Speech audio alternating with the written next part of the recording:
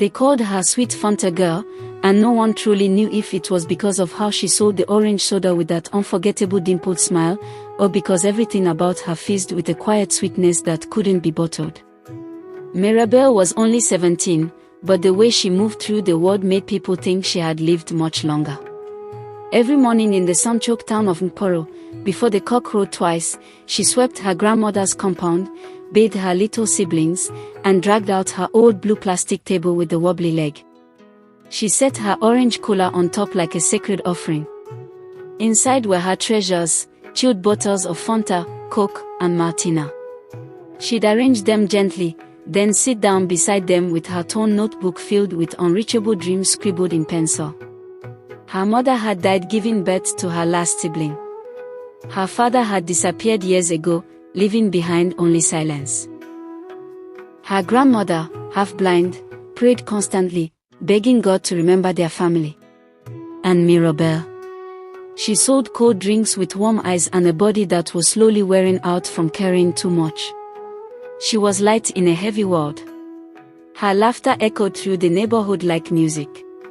Children followed her around. Taxi drivers joked that she was sweeter than the soda she sold. Women whispered blessings when she passed. Then one day, a boy with a guitar and a scar on his cheek walked past her stand without saying a word. He was new in town. His name was Chike. The rumors about him were loud. Some said he ran away from contests in Lagos. Some said he'd stolen from his father. Others just called him bad luck. But Mirabel didn't believe in what people said. She believed in what eyes couldn't hide. She handed him a bottle of Fanta as he passed. "First one's free," she said, "as long as you promise to smile tomorrow." He didn't smile. He didn't even speak. He just walked away, confused. The next day, he came back. There was a small, hesitant smile on his lips, and a soft tune from the strings of his dusty guitar. He sat beside her and played. She clapped like he had just won a Grammy. He smiled wider. Each day, they met. And slowly, two broken stories found comfort in each other's silence. Chike played songs full of pain and memory.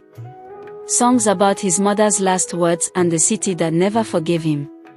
Mirabel listened.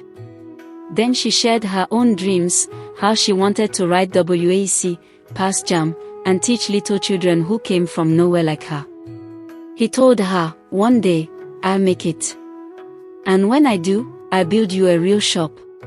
She laughed and tapped her cooler. "This one is already a palace."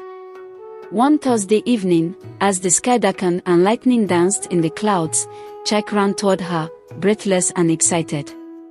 "There's a local talent show. Winner gets 50,000 Nigerian Nairas and a chance to record a song. I want to try." Mirabel beamed. "You must go. I'll be there. Front row. Shouting your name like a madwoman." But dreams have enemies. That Saturday, Chike was arrested by the police near the market. Wrong time. Wrong face.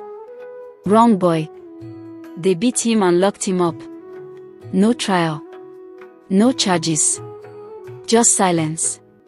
When Mirabel heard, she ran to the station barefoot. Her slippers left behind in the dust. She begged. They said 45,000 Nigerian Nairas would set him free. She went home and opened the Milo tin hidden under her bed. Her fingers trembled as she counted. 48,210 Naira. Her exam money. Her rent money. Her future. She took it all. The next morning, Chike limped out of the cell, blood on his lip, shame in his eyes. She was waiting outside, holding a bottle of cold Fanta. "You still owe me a song," she whispered. He tried to speak, but nothing came. Only tears. They never made it to the talent show. The next week, Mirabel collapsed beside her cooler. The hospital said it was severe anemia, advanced malaria, malnutrition, too much giving and not enough rest.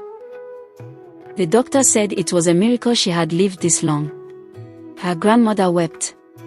Her siblings didn't understand. Chuck played in the street for hours, begging strangers to help. But help came too late. One night, he arrived at the hospital with a borrowed guitar and the money he'd finally gathered. But the bed was empty. The nurse just shook her head. Mirabel was gone. He didn't speak for 3 days. Then on the 4th day, at the town square, he stood with a microphone wrapped in electric tape and his mother's old rosary around his wrist. He sang the song he never got to perform. Sweet Fanta Girl. He sang about her laugh, her strength, her cracked dreams, her yellow slippers, her orange collar, her love. The crowd didn't speak. The market women cried into their wrappers. Even the mayor took off his cap. The song spread.